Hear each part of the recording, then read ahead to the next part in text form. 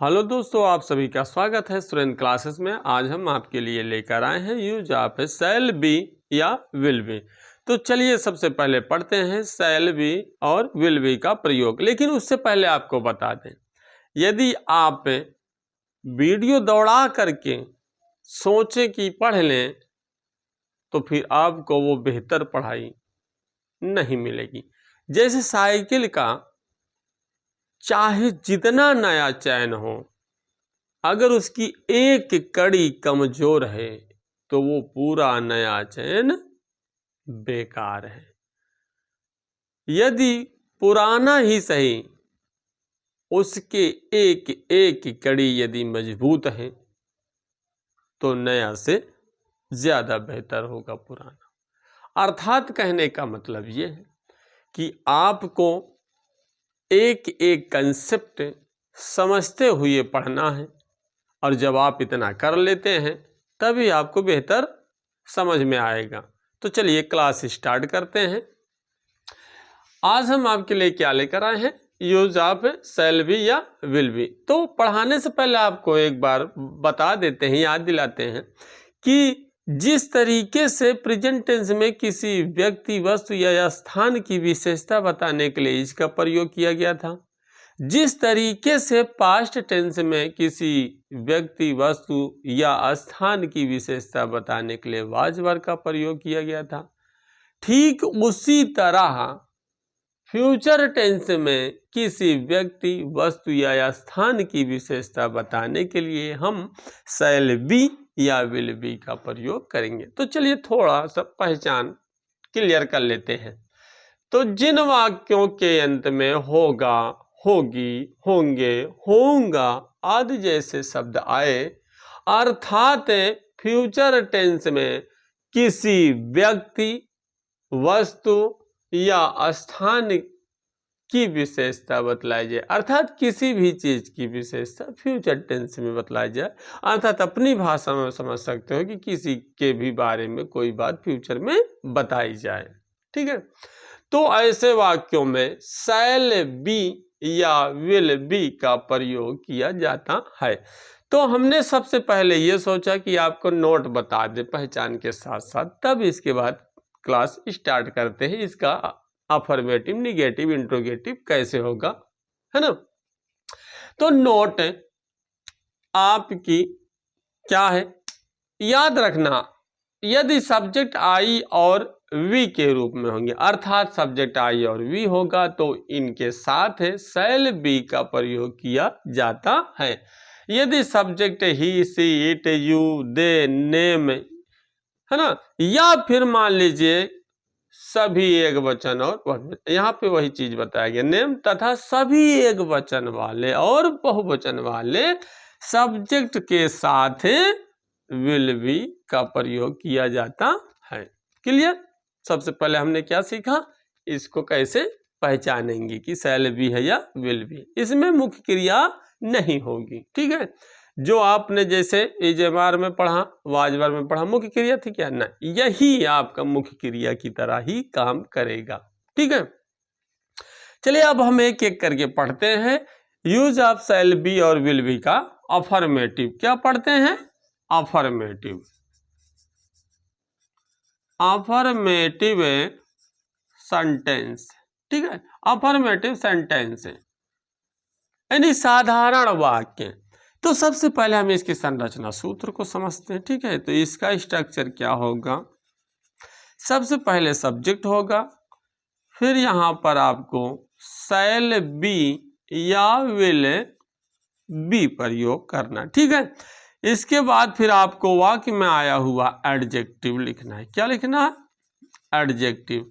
हमने आपको इसके पहले वाले भी अर्थात इजमार और वाजवर के प्रयोग में भी वही चीज बताया था जो यहाँ बताने जा रहे हैं। ठीक है, क्या कि यदि एडजेक्टिव ना हो तो यहाँ पे नाउन भी लिखा जा सकता है। ठीक है, और इसके बाद यदि वाक्य में कोई अदर वर्ड बच जाए, है ना, कोई अन्य शब्द बच जाए, तो इनके बाद भी लिख सकते हैं। ठीक है, स्ट्रक्चर्स में ये लिखो या फिर ना लिखो, लेकिन मुख्य इंपॉर्टेंट बातें क्या है, यानी मेन बातें क्या है, तो ये सब्जेक्ट, शैल बी और विल बी, एडजेक्टिव, या फिर इसकी जगह नाउन भी आ सकता है। ठीक है, चलिए एग्जाम्पल से समझते हैं।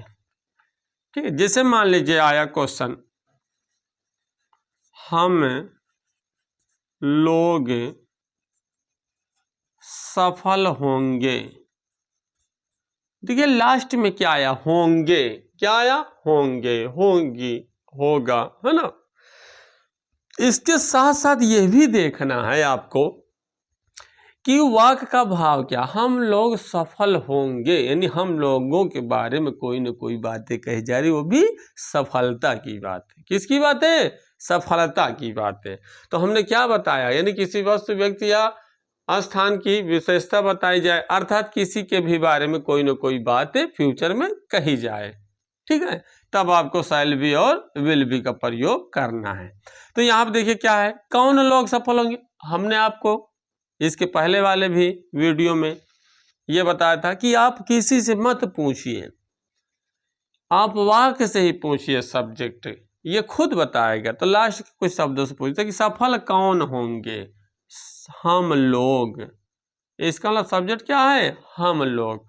तो यहाँ पे हम लोग हो या फिर हम हो, ठीक है, वो भावपूर्ण करने के लिए लोग, यहाँ पे पीपल मत लिख देना कि लोग की मीनिंग लिख दे। अगर ओनली लोग होता तब लिख दे द पीपल। ठीक है, यहाँ पर सीधा क्या होगा, वी। वी के साथ हम शैल भी लगाएं या फिर विल भी लगाएं। तो इसलिए हमने आपको पढ़ाने से पहले ये नोट्स लिख दिया कि ताकि आपको याद रहे, पता हो। ठीक है, तो आई और वी के साथ काहे का प्रयोग करेंगे, शैल बी का। तो आप अपनी भाषा में समझ सकते हैं एकदम शॉर्ट में कि आई और वी के साथ शैल बी लगेगा, बाकी सभी सब्जेक्ट के साथ विल बी, है ना। तो वी शैल बी।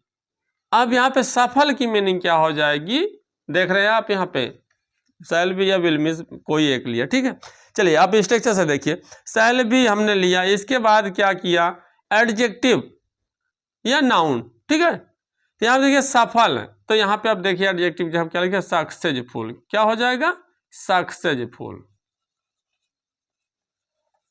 सक्सेसफुल। अगर कोई अदर वर्ड होता तो उसको लिख देते। दूसरा एग्जांपल थोड़ा समझते हैं, डॉक्टर लोग ऑपरेशन के लिए तैयार होंगे, तैयार होंगे। कौन तैयार होंगे, किसी से हमने कहा ना पूछने की जरूरत नहीं, वाक से पूछो, वाक बोलता है। बात करिए तो इससे पूछिए। तो देखिए हम पूछ रहे किसी से पूछेंगे नहीं, इसी से पूछेंगे। कौन तैयार होंगे, डॉक्टर लोग, बोला ना। देखिए वाक से पूछिए, वो खुद ही बताएगा। ठीक है, कौन लगाकर पूछते तो वाक सब्जेक्ट बताता। तो डॉक्टर लोग, तो यहाँ पे डॉक्टर लोग लगा है, यहाँ पे लोग का जैसे हमने कहा हम लोग, तो वी है ना, तो डॉक्टर लोग मतलब डॉक्टर, ये बहुवचन को दर्शाते। डॉक्टर होता है ना, डॉक्टर ऑपरेशन के लिए तैयार, तो सीधा डॉक्टर है ना, तो डॉक्टर लोग मतलब बहुवचन है। तो यहाँ क्या हो जाएगा, द डॉक्टर से, और इसके अनुसार हम शैल भी लगाएं या विल भी। तो आप नोट याद रखेंगे, या फिर इतना याद रखो, आई भी आएगा सब्जेक्ट रूप में तो शैल भी, अन्यथा सभी सब्जेक्ट के साथ विल बी का प्रयोग करेंगे। ठीक है, तो यहाँ क्या हो जाएगा, विल बी। तो डॉक्टर क्या है, रेडी, रेडी है ना, एडजेक्टिव की जगह पे क्या लिखा जाएगा, रेडी। फिर इसके बाद देखिए हम इतनी दूर जब कर लेते हैं, इसके बाद जो भी शब्द बचते हैं अदर वर्ड के रूप में लिख देते हैं। तो काहे के लिए, ऑपरेशन के लिए। तो क्या हो जाएगा, फॉर द ऑपरेशन। क्लियर, समझ में आई बात है, किस तरीके से हम शैल बी और विल बी का प्रयोग अफर्मेटिव में करते हैं। ठीक है, शैल बी और विल बी का प्रयोग सब्जेक्ट के अनुसार किया जाएगा, इस बात को ध्यान रखना। इसीलिए हमने आपको ये नोट्स लिख दिया ताकि आपको दिक्कत ना हो अनुवाद करने में। तो चलिए अब आगे पढ़ते हैं शैल बी विल बी प्रयोग का निगेटिव सेंटेंस। चलिए थोड़ा समझते हैं इसकी संरचना सूत्र, अर्थात स्ट्रक्चर को समझ। तो सबसे पहले यहाँ पे होगा सब्जेक्ट, सब्जेक्ट के बाद शैल या विल होगा, फिर इसके बाद नॉट होगा, फिर इसके बाद बी होगा, फिर इसके बाद एडजेक्टिव होगा। क्या होगा? एडजेक्टिव, है ना। इसकी जगह पे हमने आपको अभी जस्ट बताया कि नाउन भी हो सकता है आए तो, ठीक है। अब एक बार आपको समझा दे, दोबारा समझाने की जरूरत नहीं पड़ेगी, है ना। अब आप समझ गए होंगे। इसके बाद यदि कोई शब्द बचता है तो उसको अदर वर्ड के रूप में हम लिख लेते हैं। अब आपको एक चीज बता दें कि अफर्मेटिव में अभी आपने देखा कि शैल बी और विल बी का प्रयोग किया गया, तो शैल बी विल बी का ही प्रयोग है इसमें। पर एक बात याद रखना कि शैल बी और विल बी के प्रयोग का जब हम निगेटिव सेंटेंस बनाएंगे, क्या बनाएंगे? निगेटिव सेंटेंस बनाएंगे, तो शैल बी या विल बी के बीच में नॉट का प्रयोग हो जाता है। शैल बी या विल बी के बीच में नॉट का प्रयोग किया जाता है, ठीक है। निगेटिव से शैल बी और विल बी क्या हो जाते हैं? अलग हो जाते हैं। लेकिन कोई पूछे कि जैसे मान लीजिए अगर आप कंटिन्यूअस पढ़ रहे होंगे, जब आप या पढ़े होंगे, तो उसमें आपने देखा होगा कि शैल बी और विल बी, जब इसका हम निगेटिव बनाते तो बी क्या हो जाता था? मुख्य क्रिया के साथ रहता है, पूरी भूमिका शैल और विल ही निभाते थे, है ना। शैल और विल ही निभाते हैं। लेकिन जब बात आती कि इसकी हेल्पिंग वर्ब कौन है, तो तुरंत निकल के आते हैं शैल बी और विल बी, है ना। चलिए, जैसे कभी दावत में आप देखिए बढ़िया एकदम टीफाइड टाइट, है ना, सूट बूट पूरा पहन के, और बस ऐसे खड़े हैं, बातें हो रही है, कोई आया यदि गार्जियन पूछे क्या हो रहा, अरे बस सब कुछ। जब काम पूछता है कोई, हाँ हाँ हाँ हो रहा है, लेकिन कर कौन रहा? कोई और कर रहा होता है। तो ठीक उसी तरह शैल बी और विल बी होते हैं। अफर्मेटिव में पूरा दर्शाएगा, हाँ शैल बी और विल बी, लेकिन निगेटिव से क्या हो जाते हैं? ये अलग हो जाते हैं। अर्थात सिंपल सी बात है, निगेटिव सेंटेंस में जब हम इसका अनुवाद करेंगे तो शैल बी और विल बी के बीच में नॉट लग जाएगा। क्या हो जाएगा? शैल बी, और थोड़ा से आप ऐसे भी समझ सकते हैं, ये है ना, नहीं समझ में आ रहा तो आप ऐसे भी समझ सकते हैं, शैल बी और विल बी के बीच में नॉट लग जाएगा, ठीक है। चलिए एग्जाम्पल से समझते हैं। जैसे मान लीजिए कोई भी एग्जाम्पल ले लीजिए, आज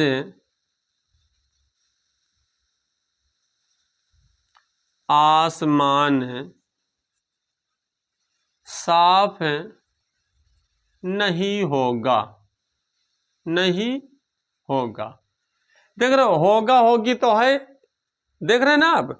लेकिन हम पूरा वाक्य पढ़ते समझते, देखिए आज आसमान साफ नहीं होगा, यानी आसमान के बारे में कुछ ना कुछ बताया जा रहा है ना। तो यहाँ किस में बताया जा रहा है? फ्यूचर टेंस में। किस में? फ्यूचर टेंस में। इसका अनुवाद देखिए क्या हो जाएगा। तो यहां पर अब देखिए आज, आज लिखिए, नहीं पूछिए कौन साफ नहीं होगा? आसमान। कौन? तो कौन लगा के पूछेंगे तो सब्जेक्ट बताते, इसके अलावा आसमान सब्जेक्ट है। अब यहाँ आज लिखा तो इसका मतलब ये नहीं कि आज ही यहाँ पे लिख लें, ठीक है। इस बात को ध्यान रखना, हमने कहा किसी से नहीं पूछना, वाक से पूछोगे, ये कभी गलत नहीं बताएगा, ठीक है। लेकिन पूछने का तरीका पता हो। तरीका क्या है? कौन शब्द का प्रयोग करके हम पूछेंगे वाक से, तो वो क्या बताएगा? सब्जेक्ट बताएगा। तो साफ कौन नहीं होगा? आसमान। इसका मतलब सब्जेक्ट क्या है? आसमान। तो यहाँ क्या लिखेंगे? द स्काई, ठीक है, द स्काई। अब द स्काई के साथ क्या लगाएं? शैल या विल? तो अभी आप नोट में क्या लिखे? आई बी के साथ शैल बी, बाकी सबके साथ विल बी। तो यहाँ पे क्या हो जाएगा? विल। फिर नहीं शब्द आया है तो इसके लिए हम काहे का प्रयोग करेंगे? शैल या विल के बाद नॉट का प्रयोग करेंगे, ठीक है। फिर इसके बाद हम बी का प्रयोग कर, देखिए विल बी या शैल बी। तो हमने कहा यह न समझ में आता, आप ऐसे भी समझ सकते हैं कि यदि शैल बी या विल बी के प्रयोग का वाक्य निगेटिव में होगा तो शैल बी और विल बी की जगह पे शैल नॉट बी या फिर विल नॉट बी का प्रयोग करेंगे। तो जिसको जैसे समझ में आए वो उस तरीके से पढ़ सकता है। कोई जरूरी नहीं कि हम अपने ही तरीके से आपको समझें, जैसे आपको समझे, लेकिन समझ में आना चाहिए बस, ठीक है। नहीं समझ में आया तो फिर धिक्कार है पढ़ाना, है ना। तो यहां क्या हो जाएगा? The sky will not be. अब आसमान क्या है, अर्थात क्या नहीं होगा? एडजेक्टिव क्या है? साफ। तो यहां क्या हो जाएगा? क्लियर। क्या हो जाएगा, क्लियर। अब अदर वर्ड के रूप में देखिए आज बच रहा, तो अदर वर्ड के रूप में यानी अन्य शब्द के रूप में टुडे का प्रयोग लास्ट में कर देंगे। समझ में आई बातें। चलिए दूसरा एग्जाम्पल देखते हैं थोड़ा से। जैसे मान लीजिए आया, वह ईमानदार लड़का नहीं होगा। वह ईमानदार लड़का नहीं होगा। कौन ईमानदार नहीं होगा? वाह, देखो किसी से पूछा? नहीं। किससे पूछा? वाक से। क्या लगा के? कौन। क्या बताया? सब्जेक्ट, है ना। तो यहां क्या हो गया? ही के साथ क्या लगेगा? विल। ठीक है, नहीं शब्द आया तो विल बी के बीच में या फिर शैल बी के बीच में नॉट लगाएंगे। ठीक है, निगेटिव सेंटेंस है तो यहां क्या हो गया? नॉट। ये हुआ बी। तो आप देख रहे हैं विल बी या शैल बी के बीच में नॉट आया। ठीक है, नहीं समझ में आता तो बार बार आपको बता रहे हैं, शैल नॉट बी या फिर विल बी नॉट, है ना। जबकि वो समझाने के लिए आपको बोल दिया गया, लेकिन रियल तरीका यही है कि शैल बी और विल बी के बीच में अगर नहीं निगेटिव वाला वाक्य है तो नॉट का प्रयोग कर दिया जाता है। ठीक है, तो अपने आप विल बी और शैल बी के बीच में नॉट लग जाने से वो अपने आप बन जाता है विल नॉट बी और शैल नॉट बी। चलिए, तो वह क्या नहीं होगा? ईमानदार लड़का। क्या? ईमानदार। तो यहां क्या हो जाएगा एडजेक्टिव जगह पे? ऑनेस्ट। लड़का का मतलब बॉय। ठीक है, तो यहां पे देख लीजिए हमने ये अनुवाद किया, आपको बेहतर समझ आया होगा, लेकिन थोड़ी सी गलती है। क्या? देख रहे ना, स्पेस छोड़ा गया तो कुछ बताने के लिए छोड़ा गया, है ना। इसका मतलब ये नहीं कि इसमें भूसा भरने के लिए है ना, कुछ तो बताने के लिए तो छोड़ा गया होगा, नहीं इतना स्पेस छोड़ने की जरूरत है क्या है। चलिए, आपको हमने पिछले वीडियो में अर्थात आपको हमने इस मार वाले प्रयोग में वाज वर्ग के प्रयोग में यह बताया था कि एडजेक्टिव अकेला आएगा तो एडजेक्टिव अकेला होगा तो उसके पहले कोई आर्टिकल या इनका प्रयोग नहीं होगा, लेकिन एडजेक्टिव के बाद यदि कोई नाउन होगा, एडजेक्टिव के बाद यदि कोई नाउन होगा, इस बात को फिर से याद दिलाते हैं आपको, यदि एडजेक्टिव के बाद कोई नाउन होगा तो एडजेक्टिव से पहले ए या एन का प्रयोग आपको करना है ना, कॉन्सोनेंट या फिर वॉवेल के अनुसार।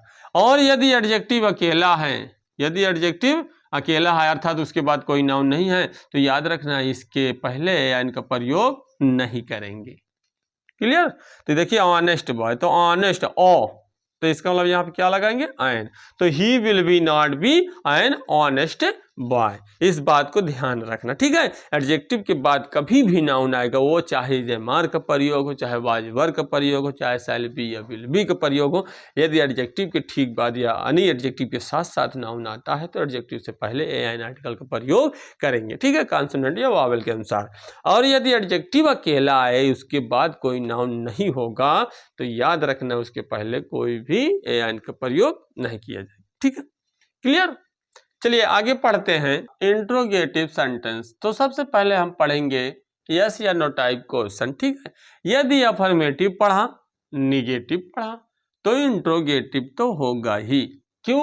जब तक क्वेश्चन नहीं होगा तब तक उसका आंसर कैसे दिया जाए, है ना भाई। मान लीजिए कहीं आप गए पार्टी में, आपसे कोई क्वेश्चन नहीं करेगा तो आप अपने से कैसे आंसर देंगे? अगर देते हैं तो फिर आउट ऑफ माइंड समझ गए हो।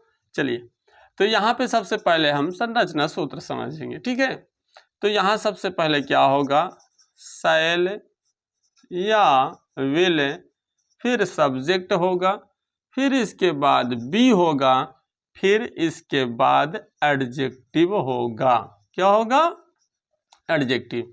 यदि अदर वर्ड आता है तो आप अदर वर्ड को लिख सकते हैं। ठीक है,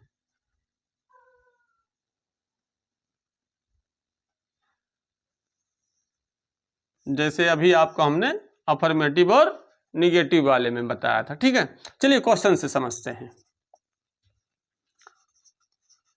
क्या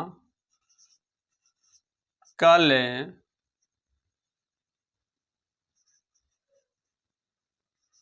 सोमवार होगा? है ना, जैसे मान लीजिए ये आया, क्या कल सोमवार होगा? ठीक है, सोमवार होगा। तो यहाँ पे देखिए, सबसे पहले देखिए कल सोमवार होगा, कौन होगा?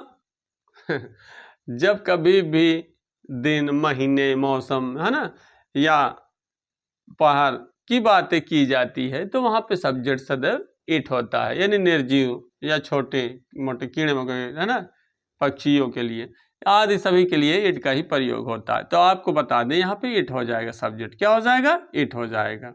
तो यहाँ पे क्या लगाएंगे? विल, इट, शैल विल में से कोई एक, फिर सब्जेक्ट आपका इट हुआ, फिर इसके बाद क्या लगाएंगे? बी। इसके बाद एडजेक्टिव नहीं है, अगर नाउन मिलता है तो नाउन को भी लिख सकते हैं, ठीक है, हमने बताया ना, एडजेक्टिव आ जाए या फिर नाउन आ जाए। चलिए, तो यहाँ क्या हो जाएगा? Monday, MONDAY।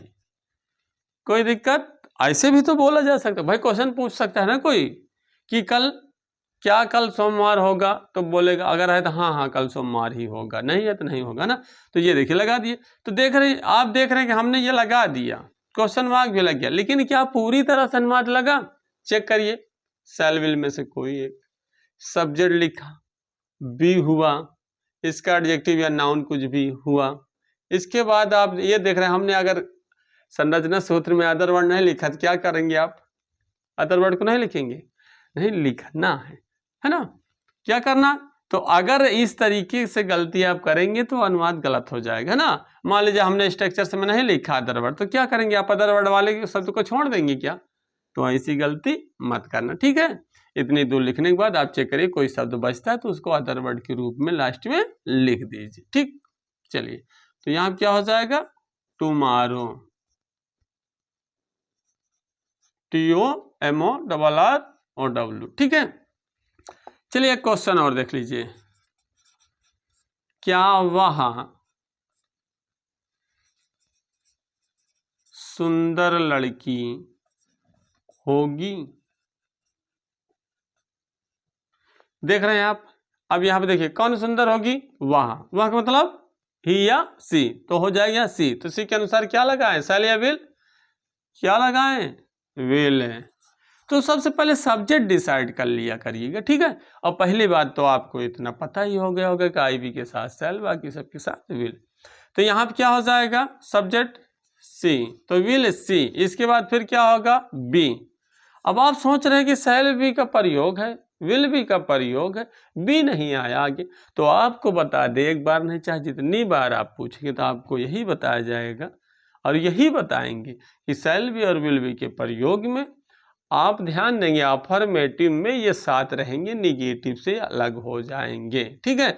अर्थात शैल या विल के बाद जैसे निगेटिव में आपने देखा नॉट, तब भी, है ना। तो इसी तरीके से इंट्रोगेटिव में यस या नो टाइप हो चाहे WH टाइप हो, ठीक है, उसमें याद रखना यस या नो टाइप होगा तो वहां पे क्या हो जाएगा? क्या के स्थान पर हम शैल या विल का प्रयोग करेंगे, ठीक है। कोई भी वाक्य अगर शुरू होता है क्या शब्द से, तो अनुवाद करते समय उसकी जगह पे उसकी मीनिंग न लिखकर उसी वाक्य का जो वर्ब होता है, यानी जो हेल्पिंग वर्ब होता है या फिर जो लिंकिंग वर्ब होता है, उसी को हम लिखते हैं। लेकिन शैल बी और विल बी का एक अलग फंडा है ना, कि बी साथ में नहीं आएगा, सिर्फ अफर्मेटिव तक साथ रहेगा बस।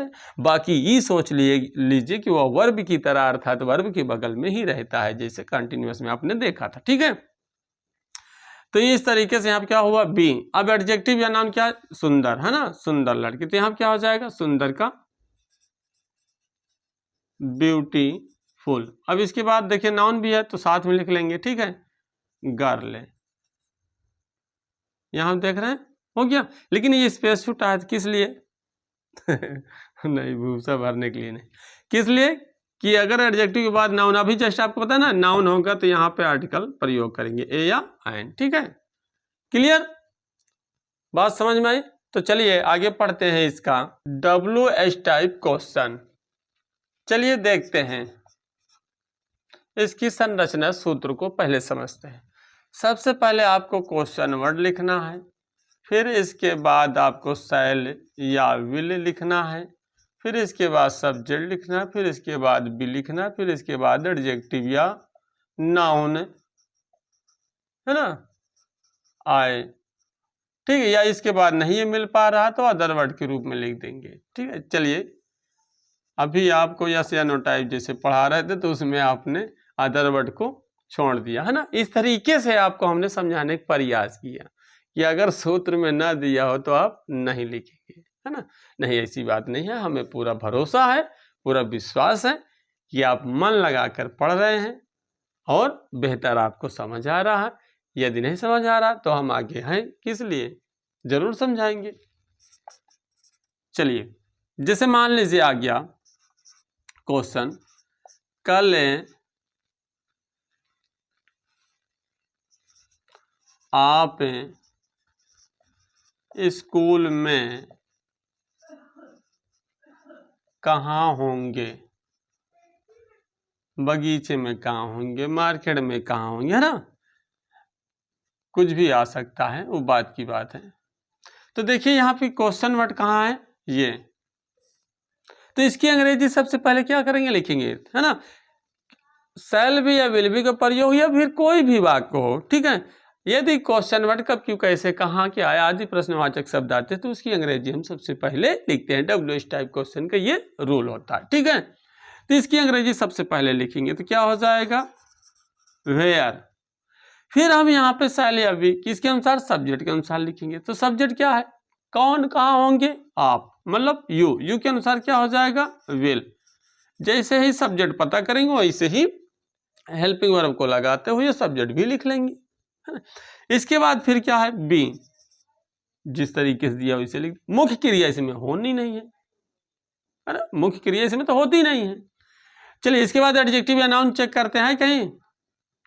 देखिए कहाँ है, नहीं पता, तुम कहाँ कैसे होंगे, तो नहीं दिया है।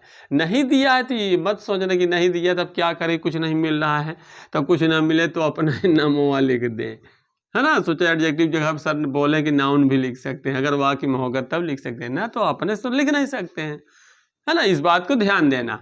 तो ये नहीं तो अदर वर्ड के रूप में ये जो चीजें दी है इसको आप लिख सकते हैं, ठीक है। Be in the school tomorrow,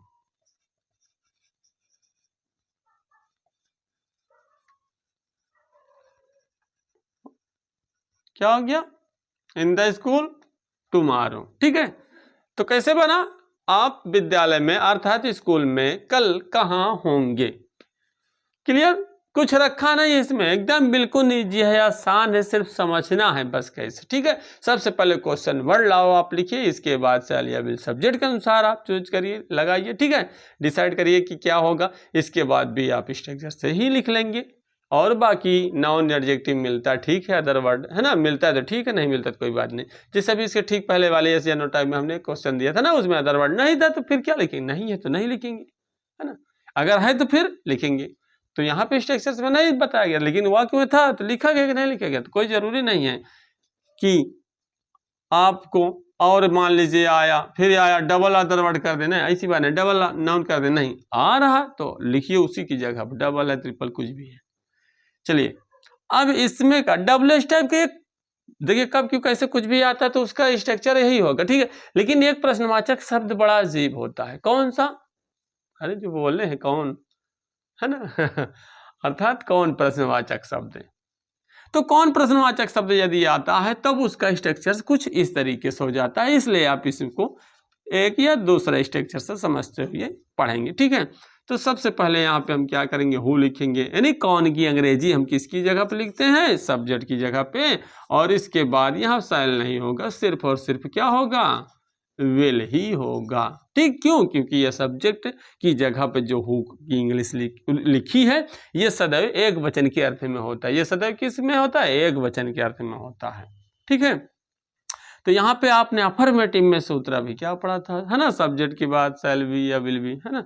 इसके बाद फिर क्या है, एडजेक्टिव, और बार बार यही बता रहे एडजेक्टिव जगह नाउन भी आ सकता है ना। इसके बाद अदर वर्ड कोई भी सब, यानी जो भी इसके बारे में बातें कही गई है उसी को यहाँ एडजेक्टिव या नाउन की जगह पे लिखना है। अपनी भाषा में इतना समझ लो तब भी काफी है, ठीक है। चलिए इसका एक एग्जाम्पल समझते हैं। जैसे मान लीजिए अगला राष्ट्रपति कौन होगा, या अगला मुख्यमंत्री कौन होगा, अगला प्रधान कौन होगा, अगला सदस्य कौन होगा, अगला प्रधानाचार्य कौन होगा, यानी कुछ भी हो क्वेश्चन इस तरीके से भी पूछा जा सकता है ना। जैसे आपसे पूछ ले कि अगला प्रधान आपकी ग्राम सभा का कौन होगा, तो भाई संभावित बात है, फ्यूचर में कल्पना करिए और बताइए, होता है ना इसे। तो क्वेश्चन पूछा गया तभी तो। चलिए, तो यहां पर देखिए सबसे पहले क्या करेंगे, कौन की अंग्रेजी लिखेंगे किसकी जगह पे, सब्जेक्ट की जगह पे। तो इसकी अंग्रेजी क्या होती है, हु। क्या होती है, हु। और हु के साथ केवल और केवल विल बी का ही प्रयोग होता है, शैल बी का प्रयोग नहीं होता। इसके बाद देखिए एडजेक्टिव क्या होगा, राष्ट्रपति, है ना, क्या होगा, राष्ट्रपति। तो यहाँ पे एडजेक्टिव या नाउन कुछ भी मिलता है उसको उसकी जगह पे लिख लेंगे। तो किस तरह का, अगला, तो अगला का मीनिंग क्या हो जाएगी, द नेक्स्ट, क्या हो जाएगा, द नेक्स्ट। और इसका क्या हो जाएगा, प्रेसिडेंट। तो अगला राष्ट्रपति कौन होगा। इस तरीके से भी क्वेश्चन पूछा जा सकता है। अर्थात आपको बता दें, कोई भी यूजेस हो, यानी कोई भी प्रयोग हो या फिर कोई भी टेंस का सेंटेंस हो, अगर अफर्मेटिव है, निगेटिव है, तो उसका इंट्रोगेटिव 100% होगा। यदि आप किसी से पढ़ते हैं, अफर्मेटिव बता दिया गया या थोड़ा बहुत निगेटिव तक बता दिया गया, इसके बाद अगर कोई वाक्य बना है तो उसका क्वेश्चन जरूर हो सकता है ना। हाँ, हम 100% तो नहीं कहते, लेकिन 90% यानी हो ही सकता है। क्यों नहीं कह सकते, जैसे मान लीजिए इंपरेटिव में अफर्मेटिव और निगेटिव ही मिलता है, इंट्रोगेटिव नहीं मिलता है। ठीक है, तो चलिए इसी के साथ अब क्लास को समाप्त करते हैं।